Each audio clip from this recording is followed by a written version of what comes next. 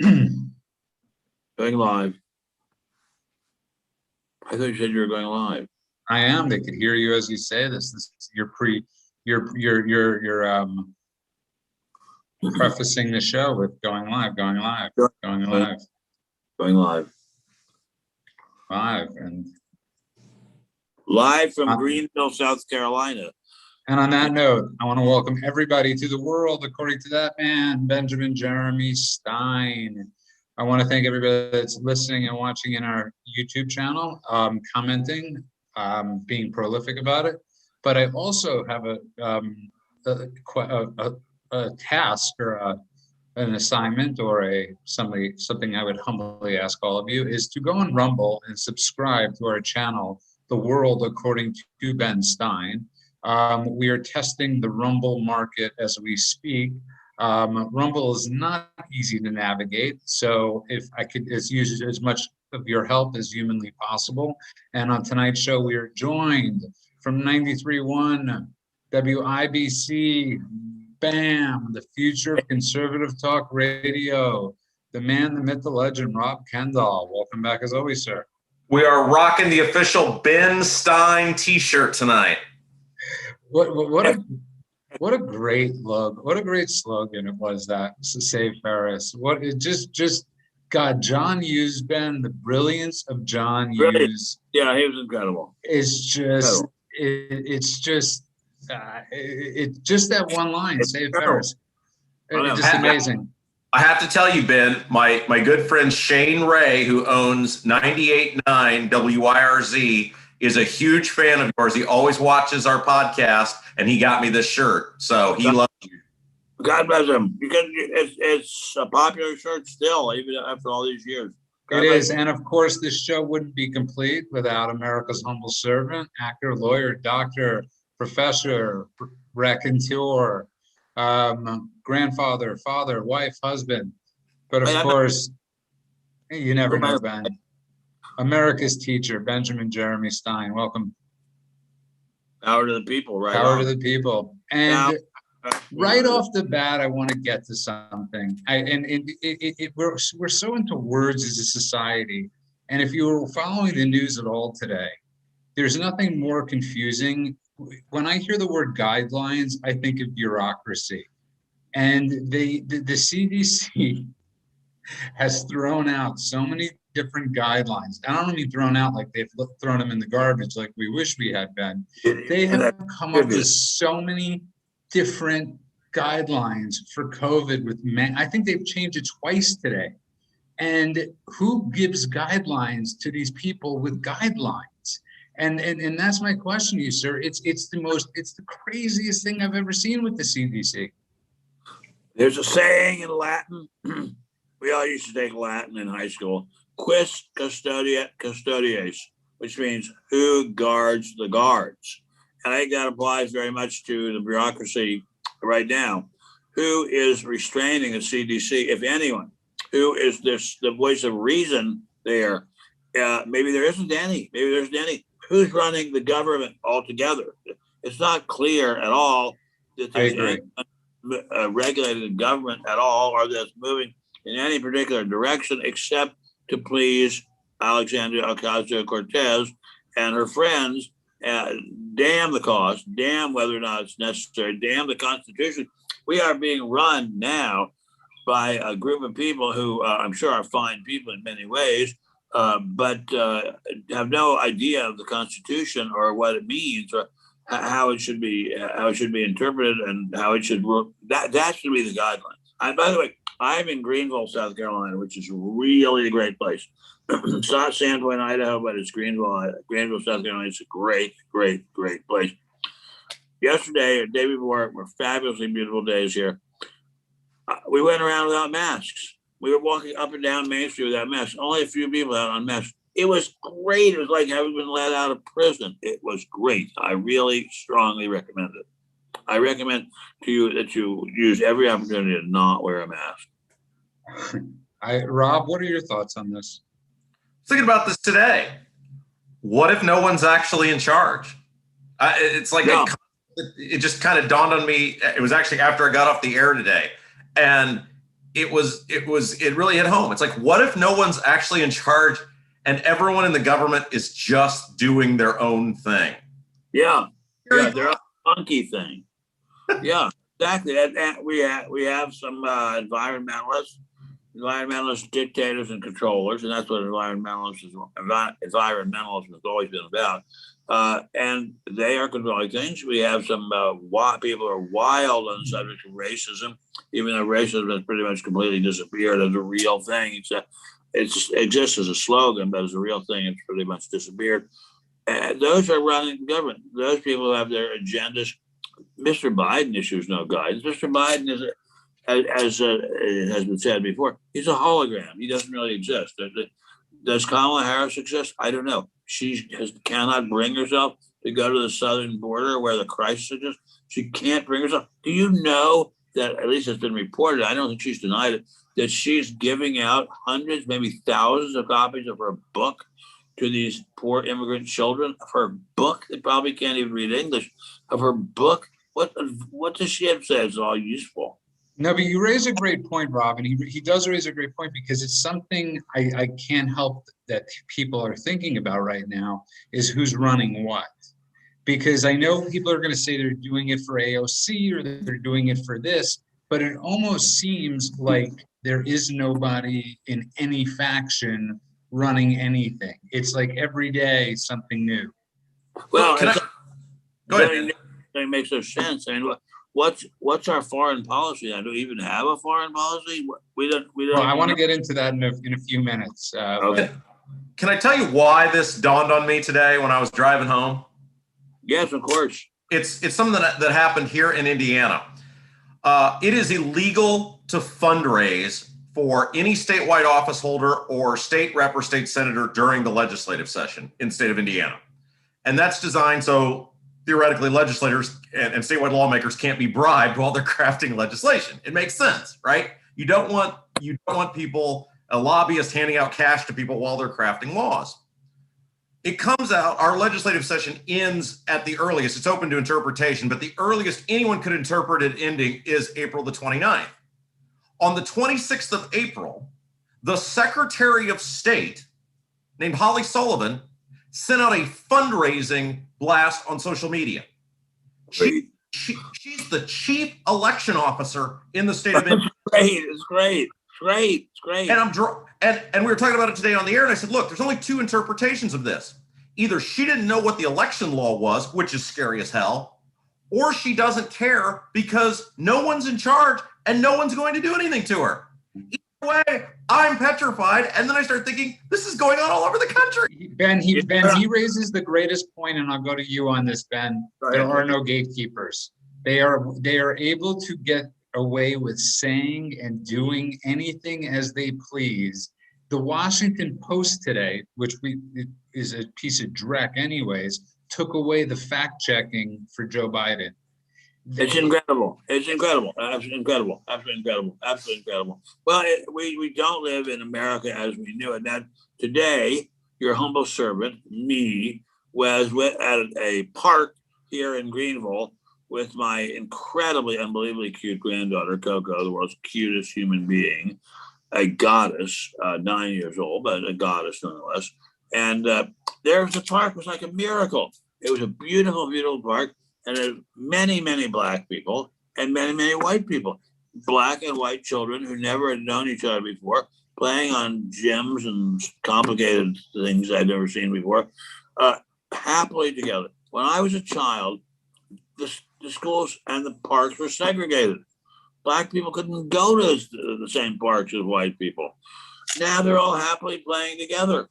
Does anyone ever even mention that? Is there any appreciation of that at all whatsoever? None, absolutely none. Mr. Biden acts as if we're in Nazi Germany and the Blacks are the Jews. It's incredible. He really doesn't know what's going on. Kamala, she's the biggest phony in the world. The biggest phony in the world. You're right, but I think I want to raise this point because I raised it on Parler, and people were answering it correctly. But I raised the question: who could name the head of the who's the head of the Congress of the Republicans.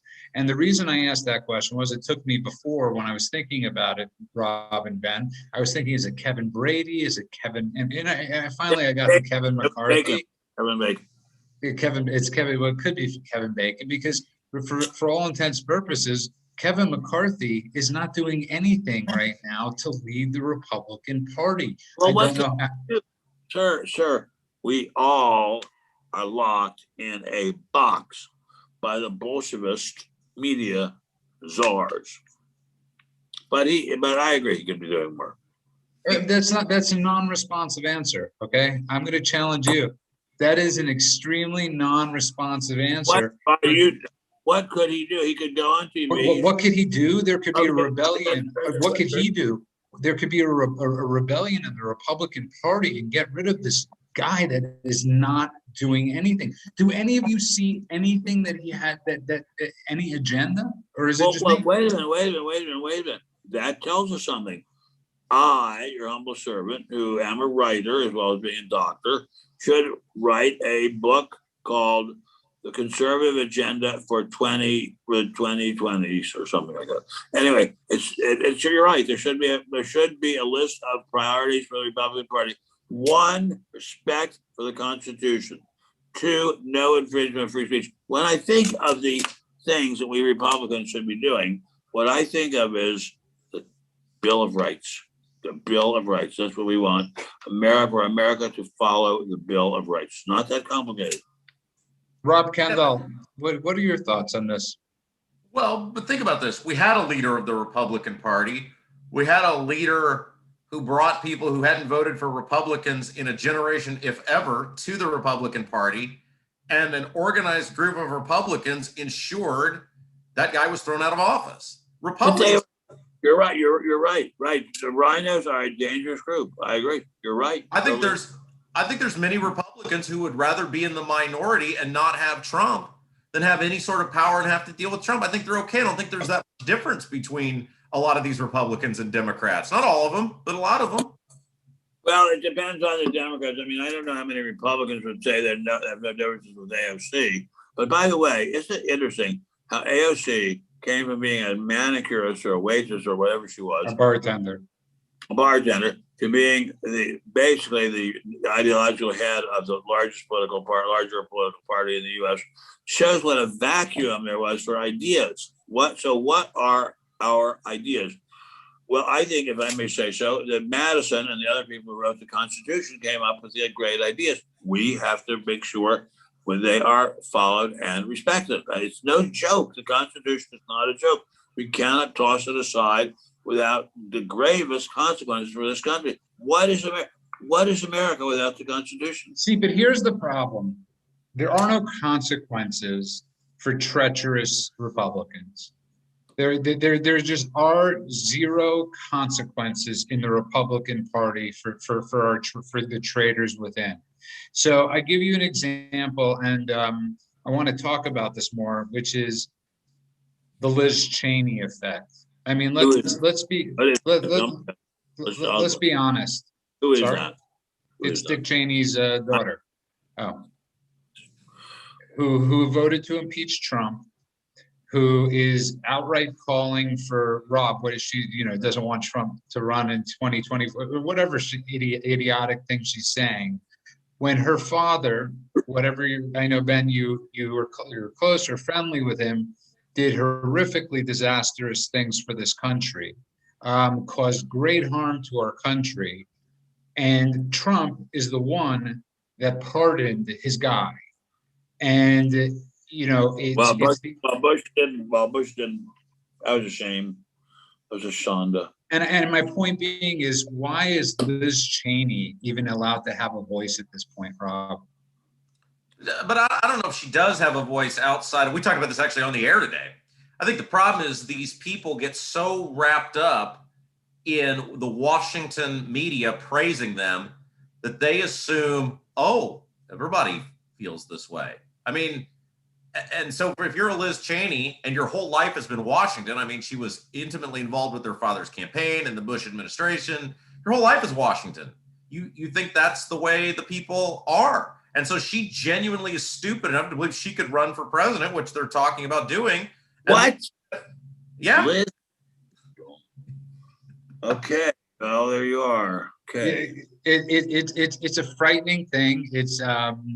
We're not, here's the thing, you can't make this stuff up.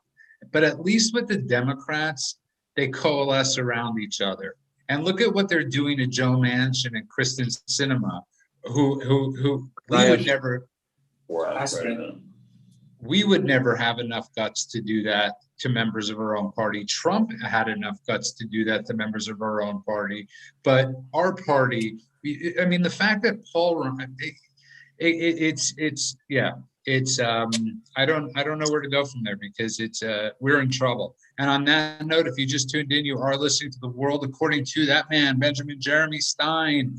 I want to thank everybody in the YouTube channel. I want to thank everybody that follows us on Parler at Ben Stein. I want to thank everybody for getting Ben's newsletter, benstein.substack.com. I put the Rumble link in the YouTube chat. Be grateful to see how that goes. They do have live chat, so that can be a form of if we ever get banned from a certain site. But I want to welcome everybody back to The World According to Ben Stein. We're joined tonight by Rob Kendall, the best conservative talk show host in America, with his Save Ferris shirt.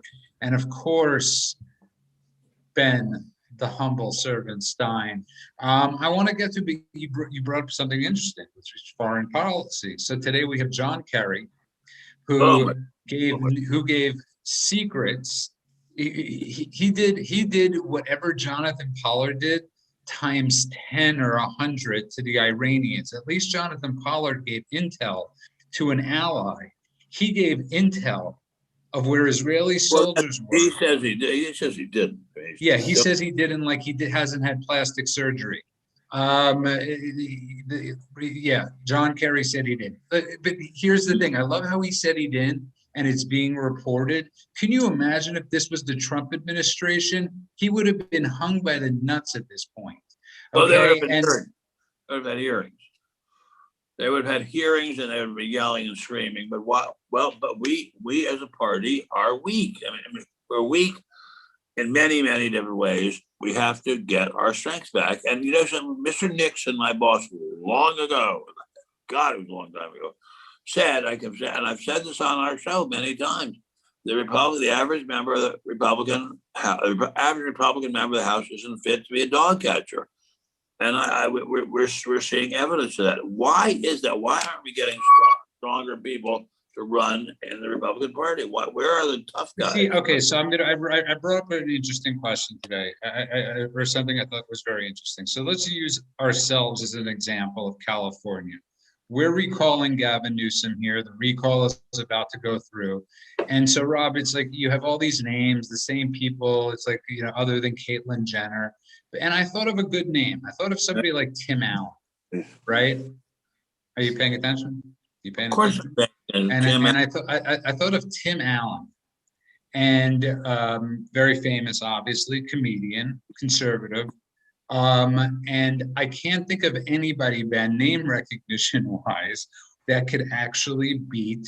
We have conservatives that live all across America and have homes in California. Is there not one viable candidate in the state of California to run against Gavin Newsom? I noticed you're not including adult film star Mary Carey in your list. Yes, I'm not including. Wait, I've never heard of her. Who is that? She does good. Who is that? She's an adult film star. But getting back to it, Ben, they had asked you to run years ago, and you said you didn't want to do it. And I think at a certain point, whether it's Peter Thiel, whether it's certain people, they do have a civic responsibility and duty to do what Trump did and to get their asses in gear and run. And that goes across the country. Is it the lack of civics that we've had in school? Where are people's civic responsibility and duties? And I think a lot of that has to do with it. People don't feel it. It's a very difficult job being a congressman or senator. Very, very difficult. Being a governor of California, It's a thankless job. There's just no, why would anyone want to do it? I mean, when they called me and asked me if I wanted to do it, I said, I would love campaigning. The worst thing would be if by some incredible fluke I won, which I'm sure I wouldn't. What did I do all day? I go to meetings, get up early in the Not if morning. you're governor. What do you mean? It doesn't appear that Gavin Newsom does that much. But to the people in the chat room that are saying names, okay, I like Kevin Sorbo, but he's nobody knows who Kevin Sorbo is. I never heard. And as much as Ben and myself and Rob all love James Woods, Ben and I, thank you, Mrs. Levin, there's not a shot in hell. I'm trying to think of candidates that have a crossover appeal. Yes, Rob, I see you wanted to jump Well, in. I was going to say, one of the reasons I got out of elected office, I'm one of the few people who left by choice instead of by force and went back to radio, was I felt I could do more good talking to a huge swath of people, tens of thousands of people every single day, versus being one person who can't get anything done and is just pissed off all the time. So I think a lot of people, especially in the media field, who would be great at this, are trying to figure out where they can do the most amount of good. Now, you mentioned a guy like Tim Allen. He's not doing that. But there's a lot of people out there who are trying to find that space in which they can do the most amount of good. And look, it's going to take more than one person winning an election to inspire people, because it's more than just winning an election. It's involvement and engagement on a bevy of issues. Well, sir, if I may say this respectfully, of course, we are fighting an incredible uphill battle. Because we have basically a totalitarian Bolshevist media that is trying to hammer down any conservative point of view about anything at all, or a libertarian point of view. They want to just hammer down their own agenda. It was amazing. I was sitting at dinner with my incredibly, unbelievably cute granddaughter and several other people. She's only 9. She's really cute. And we were talking about President Biden. And as I said, the words President Biden. We don't use that, Biden. It's so strange. I mean, it sounds like a term from a science fiction story. President Biden. That would happen. So in a world like this, who wants to be in politics? Okay, but again, I love you, and you would say to me that's a non-responsive answer. I don't have a responsive answer. It's too hard a question. One by one, people have to work their way up.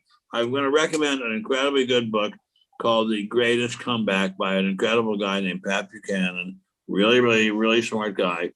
And about Nixon's comeback after his defeat by John F. Kennedy in 1960. How he worked his way up to the top of the party and won the election. And who's there on the scene who's comparable? Well, we didn't know. After Nixon ran in 60, lost supposedly, ran in 62 for governor of California, it was just absolutely buried by a mocking hostile media. And then everybody thought he was dead, and they would report on the obituary of Richard Nixon. And then he won 48, 49 states in 72. He came back with a vengeance. There has to be somebody there with that kind of balls and that kind of perseverance, helped along by people like Pat Buchanan. Maybe Pat, how old is Pat? He's pretty old. He's a little too old, and he's a little. How old is Pat? He's got to be in his 80s at least. But no. Listen, and people might disagree with me, but I think Tim Allen is a very viable name. I think or Kelsey Grammer is another example. Love Kelsey Grammer. It was on many successful shows, is very charismatic, is a conservative, has enough money that he never has to work again. Go for it. I love it. So there just you go. Anything to get rid of, the American psycho that we have in there. And Rob, I'm sorry that you had a rough time in politics, but it's really extremely important that we get people like you that I know you're doing your show, but get back in there, because you'd have a chance, Rob, somebody like you. Yeah, but it wasn't that I had a rough time. I loved it. I loved every second of it. The problem was, though, as a conservative and a guy who cut taxes and used money for things that actually benefited the public good, you're always in a fight. And I realized at 30 years old, I was going to die of a stroke by 35 if I didn't get out of it, because I was angry and I was pissed off and I was mad at people who were trying to pull bull crap all the time. Look, I'm off at noon each day now. Like, for the first time in my life, I love my job. I can go home. I get to hang out with you guys. And if I can do good doing that, why would somebody like a Kelsey Grammer or a Tim Allen, who has a great life, that's a tough sell to subject them to. I couldn't agree more. Couldn't agree more. And by the way, I feel like people in the chat room are like trolling me with the names. They're saying like, and I like the names. I like Dean Cain, but he was cute as he was Superman, right? He was cute as Superman, but nobody knows who he doesn't have that power. We're talking about A-listers as far as acting goes. We're not talking about a guy that wore a cape 25 years ago. No offense to Dean Cain. He's a nice guy. He's a good patriot and a good conservative. We need people that could actually win. And that is something that we're dealing with. But you ask Rob, and both of you say, why does somebody need the aggravation? Because it's their civic responsibility, Rob. It's their civic duty to try to help save the country like President Trump did. I'm not saying you're wrong, and I can say it as somebody who did it and got out of it, that I was glad I did it. It was for the best years of my life. Again, I'm just saying this is a very difficult ask when your goal is not to try to buy people's support with other people's money, which should be a pillar of the Republican Party. It's not anymore. The other problem I think a lot of people have now, Judah, is they have no idea what the Republican Party actually stands for and what it means to be a Republican anymore. That's why we have to. That is the task of people like us, who still have enough vibrancy, even if we're old and pathetic, in our brains to talk about what the goals of the Republican Party should be. Number one, free damn speech. Free speech. Free speech. Free speech. Free speech. When I was at the park today, I said to my, a close relative, I said, isn't this great, my boy? Look at this. I said, isn't this great? When I was a child in my native Maryland, this would not have been allowed, an integrated park. It wouldn't have been allowed. And he said something like, shut up, Dad, that you're talking too loud, or something like that. But I said, even in a lowered voice, you shouldn't say that. And what he meant, I think, God bless that boy whom I love so much, is don't even have those thoughts. Don't even have the thought in your head that it could have been any other way than it is now. And that means don't ever have the thought in your head of how much it's improved. And that was scary. That was very scary coming from my own heart's blood. That is very scary. And by the way, to the people in the chat, the reason we bring up celebrity names, we do live in California. We have had an actor that became president. We do have an actor that became governor. This is that type of state where, especially at this point, where name recognition means an awful, awful lot. It's, you're going up against Gavin Newsom, whose approval ratings have gone up again. So you need somebody in a recall who's got flair back. You need somebody that's got that star power. And yes, we associate star power sometimes with Hollywood, although nobody watched the Oscars, thank God. I did watch it, Judah. Do you know? Under 10 million people watched the Oscars. Wow. I can remember everyone on the street watched it. I mean, you couldn't get anyone out of his house. Yeah, but last year's was its lowest rated at 23 million. Wow. And this year it was under 10 million. And the funniest thing, though, was that Anthony Hopkins, people are so upset with Anthony Hopkins for winning the award for Best Actor. And what was he supposed to do? Say, you know what? I'm white. I give up the award to Chadwick Boseman, God rest his soul. May have just give it up. I mean, and I'm happy that Anthony Hopkins, I got to give it up for Anthony Hopkins for not doing that, because I think a lot of actors of a younger generation would have apologized and said, take the Oscar, it's yours. You're absolutely right. And it's a startlingly true analysis of the present situation, in which everybody now is totally, what should I say, masked up mentally by fake systemic racism, fake, and yet it is believed, especially it is believed within Hollywood. It is really, really believed. And on that note, if you just tuned in, you are listening to The World According to That Man, Benjamin Jeremy Stein. And the reason I keep on saying it's a non-responsive answer to people, just so everybody knows, is that is something Ben has been saying to me for 18 years when he asks me a question and I don't give a satisfactory answer. Well, so not when you don't give an answer. Well, I sort of give an answer. It's just my answer. But sorry, that's like saying that.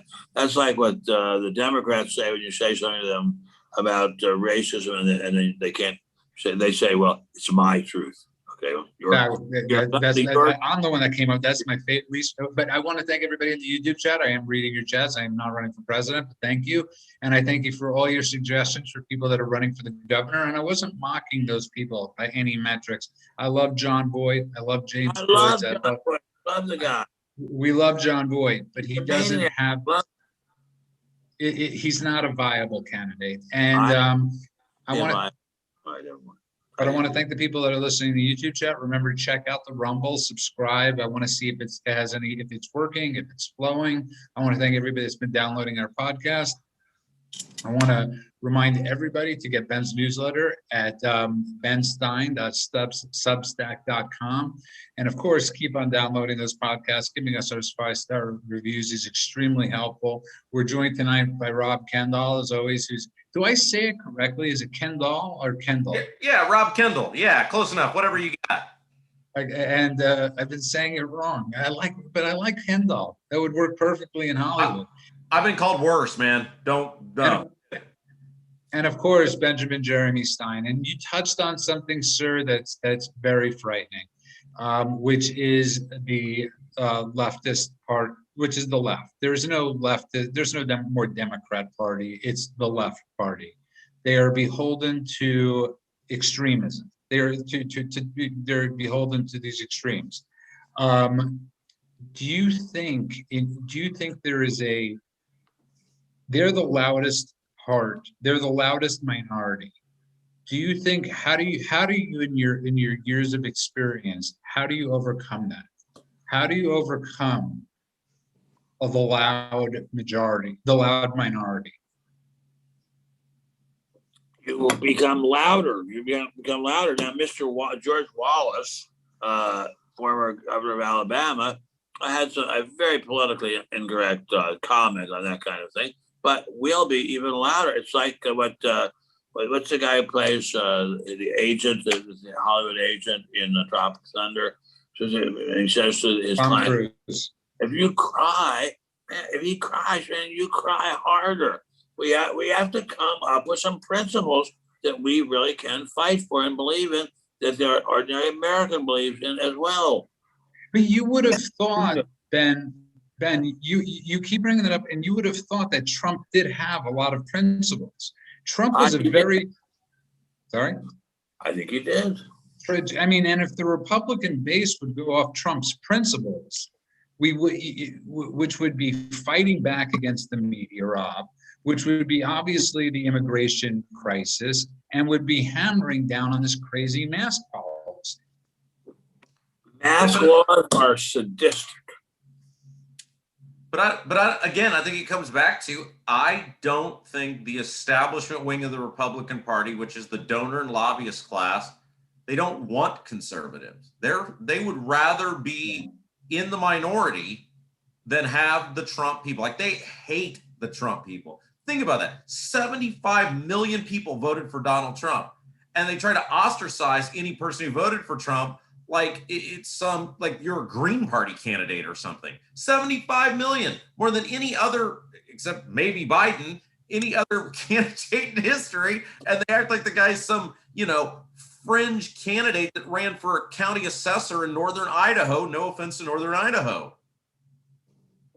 Brilliant point. Somehow they have shamed us. They have shamed us by their lies about Trump and making Trump sound like a dirty word. They have shamed us into thinking there is something wicked about Trump, when all he did was good things. I, as a Jew, think particularly, here's a man who followed the biblical injunction to make Jerusalem the capital of the children of Israel's country, Israel. He's the one who made peace between Israel and a whole bunch of Arab Muslim states. He is, like Nixon, a peacemaker. Blessed are the peacemakers, for they shall be called the children of God. Nobody remembers that. That's a good thing for us conservatives to say. Blessed are the peacemakers. We know that Biden is waiting to do some kind of incredible act of craven cowardice to Iran. It's going to make them try to bully us and start a war. And we don't want a war with Iran at all, period. So when he gets us into a war, we're going to say, where were we? Where were we to stop him getting into a war? No, you know what they're going to say? What? You know what they're going to? It was Trump's fault. Yeah, well, they say everything is Trump's fault. Yeah, it was Trump's fault. But Rob, he does have those principles. He set forth principles, and it always baffles me why Republicans, and I get what you're saying, some of them like the status quo, but you do have some that, whether it's, you do have a few in the Senate and a handful in the House that have followed Trump's leader, trying to. And so that is hopeful. The hope, though, is that as the midterms are coming up, we could start finding viable candidates. And listen, it's only cheating if you get caught or if it's against the law. So we know the Democrats. We know Mitt Romney, that jackass, is what he's run for governor of he's senator of Utah. He's run for governor of Massachusetts. And if he loses there, he'll just buy a house somewhere else. So it's really time for us to start following that path. And I don't care who it is, rent a yurt in parts of Georgia. Yes, but here's the thing, Judah, is there is so much money from the establishment side of the Republican Party that they have such an advantage in the primaries that it's almost, in many cases, not every time, but in many cases, it's almost impossible for conservatives to get a foothold because there's so much money bombarded against conservatives in the primary, whether it's through PACs run by Mitch McConnell, the Chamber of Commerce, the regular players, they're invested in not letting conservatives, especially on these, the Senate side especially, get out of these primaries. And I don't know what the scary thought. That's a scary thought, but I guess I'm sort of in the minority here in this little chat because I think the first step is to have a set of principles. Then let's see who rallies around that flag. Yeah, the problem then is, as Rob's pointing out, you're talking about people that don't have principles. I know, and we can give them. We will give them a set of principles. That you, as well, that as well as I know, you can't hand somebody principles. You're born with them, or you. Well, I disagree with Abraham Lincoln. Started with his life. America would not have been even considered ending slavery. By the end of his life, slavery had been abolished, at least in the states that had been a part of the Confederacy. So, big changes can happen. Giant changes can happen if we have elevated moral posture. Can I tell a real world example of this about what people are up against? Is that all right? Yeah, of course.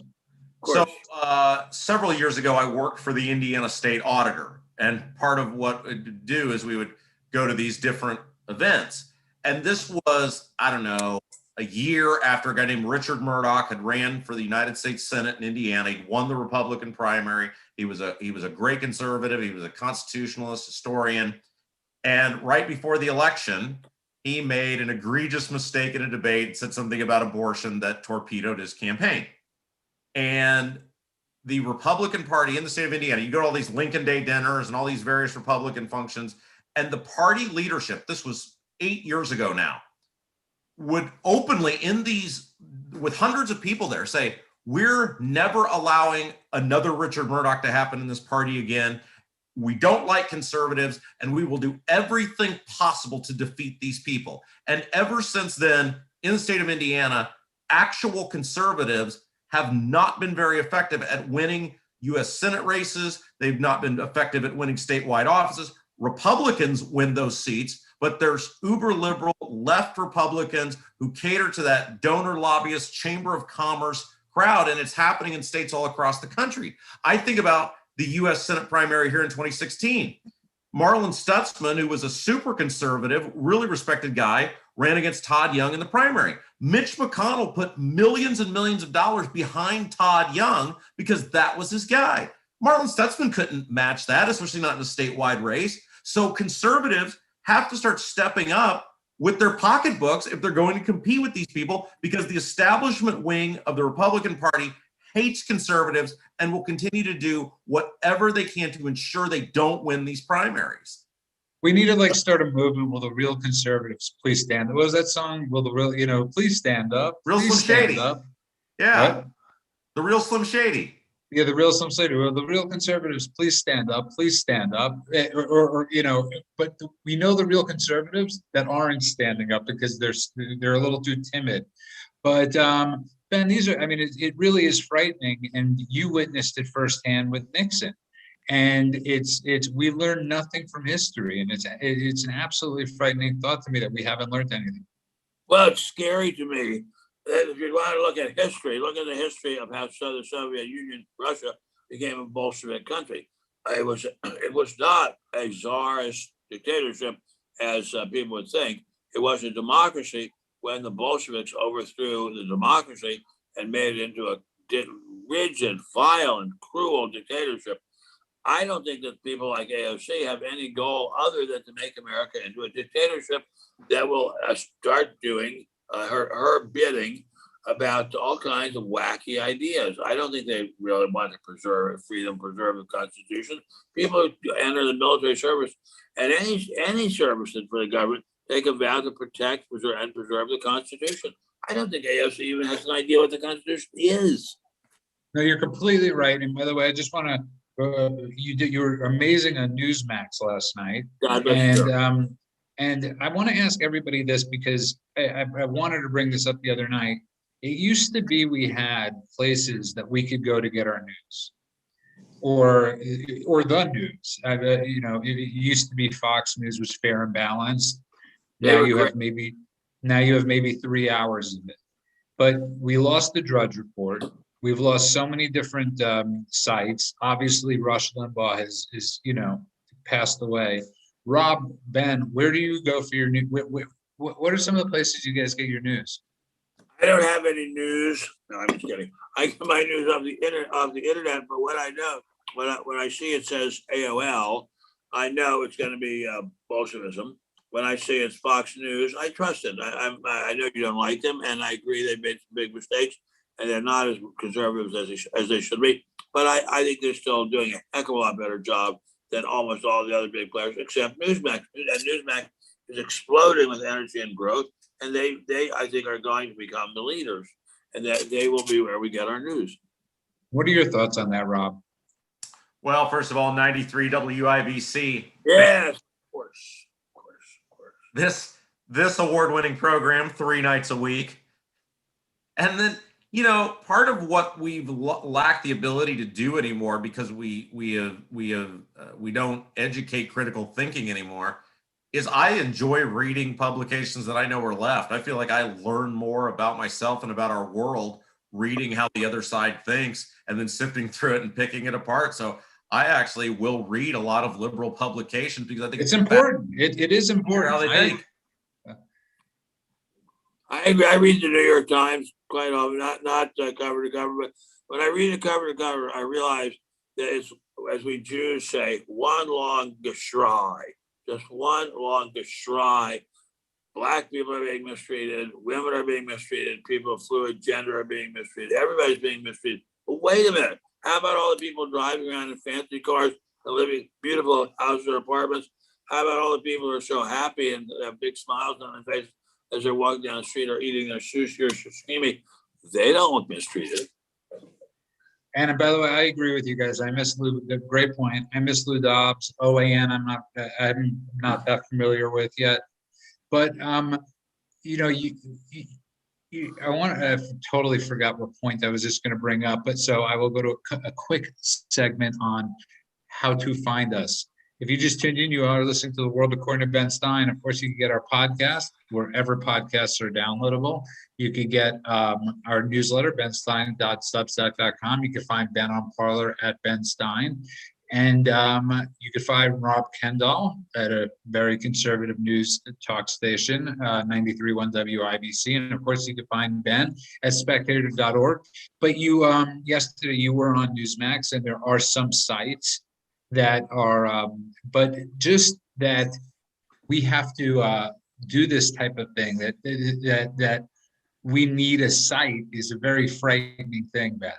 Very frightening thing. I mean, my God, to think that we can be censored for the most obvious questions about how America is run. It's unbelievable. I kept saying to you and to all my friends, this isn't America anymore. And yet, let's be honest, the new America has real integration and real equality for African Americans. That's a new, wonderful part of America. It's new and it's wonderful and it's glorious. And I think we should take a lot of pride in it. I'd like to see Americans have a lot more pride in what we've accomplished. You're asking a huge favor, because at that point, we're going back to the schools. We're going back to children being taught how bad we are. I know, but we as parents and grandparents can fight that and tell our children what's right and what's wrong. I mean, I sat with my unbelievably beautiful granddaughter at dinner tonight and told her some history. And this is stuff she wasn't learning in school. And she seemed to be absorbing it quite well. She is terribly intelligent, of course. We have to be, even if we're not doing it through the New York Times, we have to do whatever we can. Teach your children well. Their parents' hell will slowly go by. And Rob, we have somebody in the chat room that is a huge fan of yours, Josh Richardson, who says he listens to you every single day. He has a cardboard cutout of you in his apartment, and he said he's your biggest fan. Great. So I don't know, take that for what it means, Rob, but that's a huge compliment. Great compliment. He's my fan, singular. No, Rob, you have tons of fans. But I want to get back to let's have a little fun for the last 15 minutes. We need a little time off from politics. Wouldn't you agree, Ben? Just a little 14-minute break. Fun. Would you like me to sing this? No. What I want you to talk about, Ben, is Tom Petty. I don't want you to sing. I want to talk about a little bit about something that interests you, Ben Stein. Tell us what interests Ben Stein. Well, a beautiful young woman whom I met at a gas station in Malibu a few days ago when I was driving through there in my ravenously hungry car, needed gasoline. I drive a car that is the exact opposite of what the AOC people would want. It's a V8 twin turbo. It goes like a rocket ship. My companion and I pulled into a gas station in Malibu, and there were 4 beautiful young kids, well-groomed, intelligent, and I started asking them about their lives. And it's amazing. They're all hard workers. They all have ambitions. They all have plans for their lives. They're going to do things with their lives. I was very, very impressed with them. There are some good eggs out there in America. There's plenty of good to be done. But I want to go back to say, look, here's some things we've done. We, America, developed the vaccine against the coronavirus that the Chinese loosed upon the world. We, America, started by Operation Warp Speed by Donald Trump, have inoculated roughly half of our population very, very, very quickly. We, America, got through the COVID recession without it turning into another Great Depression, which many people, including that imbecile Paul Krugman, forecast. We have done incredible good in the Middle East. We got peace there in places that could not conceivably have had peace without us. This is an incredible achievement that we've done. Incredible achievements. The last 4 years, and let's even include the last few months under Mr. Biden, have seen amazing progress in America. Let's have some pride. Yes, we are losing free speech. We've got to fight back against that. We've got to speak out freely and not be afraid. But we have made incredible progress. There's much to be proud of about America. You just gave me you actually just gave me a thought, Rob. You just gave me, as you always do, you gave me a thought. And it's this: you're out there enjoying your life. And I've said not that much. I didn't have a very good dessert tonight. And as you know, one of the things I say a lot is that the left just seems, for people that are woke, they're just so damn asleep. And Rob, wouldn't it be great if we just showed them how to have fun? Like, we're the conservatives, and I said we're the counterculture. Let's start having fun. And maybe that could be contagious. Like, you know what? Maybe I'd rather have fun than bitch. Maybe I'd rather have fun than tweet. Maybe I'd rather, go. The second we could go to concerts, let's show up for those concerts. Let's show up to those comedy clubs. Let's get the hell out of our houses, Rob. Let's play with our incredibly cute 9-year-old granddaughter. Exactly. Those of us who are grandparents, let's play with our grandchildren. By the way, can you imagine showing up to your local park and Ben Stein is there? Well, yeah, why not? Ben Stein is somewhere. Everybody. That'd be pretty cool. Hey, you're that guy from the movies. Yeah, you're that guy. No, there's so much that we could do to have fun and to be proud. Part of our each station. My point is to you is when you have fun and you're enjoying life, you're proud. There's a certain amount of inner, security, contentment that a person has when they're able to go to the park with their granddaughter, when they're able to go outside and be with friends. And that is truly missing in the left. There is no joy, Rob. There's joy in stepping on our faces. There's joy there. I think it's like one of the reasons our show, the award-winning Mock and Rob show, weekdays 9 to noon on 93 WIBC, BAM, does so well is because we spend a lot of time talking on things that aren't necessarily political. We laugh a lot. We have fun a lot. On the important stuff, we get down to business and talk about it. And we talk about what a great country this is and how wonderfully blessed we are to live in the greatest idea ever conceived by man and why it is that. But we also laugh a lot about what happens in pop culture and society. And that's something that people who love liberty and the Constitution have to do, is show that there is benefit to your existence to believe in this way, and it's a betterment of your existence, a happier, more fun existence to have these liberties and freedoms. We love America, and we love being in America, and we will fight for America.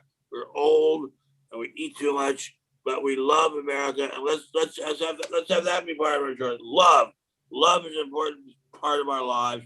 I love so many different people, and I don't hold grudges against anyone. And I just love being in America every day. I've said this a million times. I'll say it again. I'm a Jew. I grew up looking at pictures of concentration camps as they were being liberated. And then I think, oh my God, I live in America. I live in a beautiful house designed by a famous architect with a green forest and lawn all around. All the food I want, anything I want, basically. And yet how many people in all of history have lived the way we live? Let's be happy about that. There's joy in that. This human race, as we know it, has existed for maybe, 8, 6, 7, 8,000 years. There's never been anything like that. And that's their goal, is to suck the ever-living joy out of our country. That is the left's goal, is to just be joy suckers. Okay? If we're enjoying something, we're not allowed to. We're not allowed to because there aren't enough blacks in it. We're not allowed to because there aren't enough women in it. We have to wonder if there's a pay discrepancy. We have to worry about kneeling. And you know what our job is to say? Screw you, and we're going to enjoy our lives, our God-given lives in the greatest country that's ever been created. And I really think if enough people say to the AOC, shut up, you miserable shrew of a woman, just shut up and stop ruining it for everybody. Other people, I don't think we're as dire and dour or whatever as some would say. I do believe there's hope. I believe most people, Ben, want to live this great life that you talk about. Want to enjoy. Sorry, look at how people risk their lives every day to get here. For God's sake, AOC, wake the fuck up. People are risking their lives every day to get here. Doesn't that tell you something about what a great country this is? No, you're Rob. Well, I was going to say, one thing the left has done very, very well, and a lot of it's been done with George Soros money, is while conservatives have been focused on large-scale elections, presidency, Senate, House, governor's offices, they've done a tremendous job of winning local elections. And if you're a conservative or you're a liberty-loving person, you talk about people needing to be involved, it's not that hard to win a local election. I'm telling you from experience.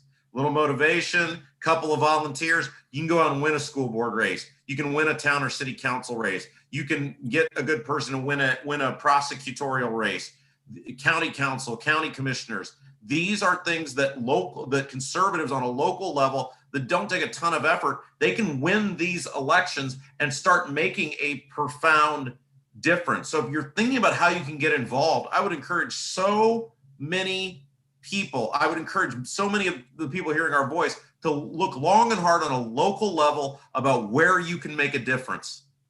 It's a great idea. We can make a difference. Look, it starts in little tiny bit. I educate my granddaughter. My granddaughter educates her friends. They stand up to the teacher, and I should have teachers actually at her school are great, but some kids stand up to the teacher and say, I don't want to hear your Bolshevism. America is the greatest, as you said, America is the greatest idea made flesh. I mean, they say the Bible says that Christ was the Word made flesh. I think America is the Word made flesh. That's brilliantly said. And just for the record, he doesn't have a cardboard cutout of you, Rob. I do apologize for that comment, but he is a huge fan of yours. But I have a cardboard cutout of Ben, and that's for many other reasons. But I do really think fun is contagious, sir. I really do. I think living a joyful life, living a spiritual life is contagious. I don't think listen, the numbers prove we're right, okay? If they were correct, 60 million people would be watching the Oscars. If virtue signaling and their ideas were working, 25 million people would be watching the NBA. But every single number of every single media event, sporting event is down. That is proof positive that their way isn't working. There's no contagious of their thoughts. In my humble opinion, I could be wrong, Rob. There's contagion. I'm sorry, Rob, it's your turn. No, I think you're absolutely right. And we talked about this just the other day. I call it the swarm. The left is great at the swarm, where on social media or whatever, they swarm people to an argument or a debate. It's why corporations cater to these people. It's why people are quiet on social media. They want to make you feel as though you're completely overwhelmed by people, that there's, of the 330 million people in the country, that all but 7 of them believe like they do. And the proof is in the pudding. It's not. They're just very loud. They're very vocal. They're often very mean and very nasty. And the big reason is there's never any ramification for them doing that. No, any consequence. So people have to remember that. You're not alone. You're the majority. Don't act like you're the minority. You are the majority. Act like it. That is great. I love that. On that note, you raise a. I mean, it's brilliant. It was brilliantly said. And again, I go back to the thing, the image of Ben with his granddaughter in the park today, living life, enjoying life, and that's contagious. What's not contagious is people screaming at you to put on a mask. That's not contagious. Somebody playing with their grandchild, contagious. And we need to start, and from our elected officials, they really need to start contagious of, you talk about principles, Ben, but of getting back to the American way of life.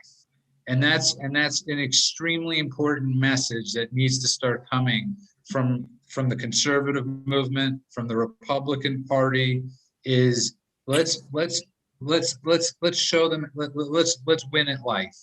Let's have fun. Let's enjoy ourselves. Let's eat a good meal. Let's treat ourselves right. We deserve it. We don't not deserve these things because of the past. Because we're white, we're not supposed to enjoy these things. And I just want to end quickly. I don't really watch the news. I read, and I have a friend that calls me up, and every other day, I got to tell you, he calls me up and he tells me so and so is canceled. And I say, are you like on this like canceling feed? Like if somebody gets canceled, like you get alerted. Like I have no idea who these people are. They're canceling. I mean, who is it? Isaac Newton that got canceled the other day. And I'm like, why should I care that Isaac Newton would? Wait a minute, Isaac Newton was a mathematician hundreds of years ago. What are you talking about? I think they're trying to cancel him for sins of his past. And it's like when somebody alive for hundreds of years. It doesn't matter, Ben. When they run out of the living, they'll go after the dead. What do you mean? Look at all the statues they've tried to remove. That's the left's new policy. We've run out of the living to cancel. Let's go after the dying. And that's how big of a joke it is. And that's why, under 10 million people watch an awards event that used to be amazing, that we could all agree was a fun time to watch. I miss the days of Billy Crystal. That was my. What about Bob Hope? He was really good. He was too young for me. I don't remember Bob Hope. Sorry for hosting. The only thing I remember Bob Hope for was being on the Tonight Show, maybe, and his USO tours, like the videos that they would show selling them. Very good. He was a very good Oscar. All right. Okay. Final thoughts. We are running out of time. I want to thank everybody that's been in the YouTube chat. I want to thank you again, Josh. You're a huge fan of Rob. So am I. I might have the cardboard cut out. Rob, love the Safe Ferris shirt. Remind everybody, please download the podcast. Please get Ben's email, benstein.substack.com. Download the podcast, like I said, but also please go to Rumble. Check us out. I want to see if uploading the videos works. I don't know. I'm learning with you. I'm experimenting with it. Rob, tell everybody what time and day the shows are on. Well, we love Josh. He's a great fan and a great listener. We love him. 9 to noon Eastern, Monday through Friday, WIBC.com, 93.1 WIBC, The Mock and Rob Show. Bam. Thank you. And of course, you can find Ben Stein at spectator.org. You could also find Ben Stein on Parler at Ben Stein and Newsmax last night. You could also find him now on Rumble and, of course, YouTube and everywhere Ben Stein can be found. But Ben, our humble servant, America's teacher, you're more than welcome to take us out. She grew up in Indiana town, had a good-looking mom who never was around, but she grew up tall and she grew up fast. What's the rest of it, Judo? From the Indiana boys in the town. And Last Dance with Mary Jane. Anyway, God bless you all, and you know what? God bless America, and let us forgive those who trespass against us. We've asked, please, God,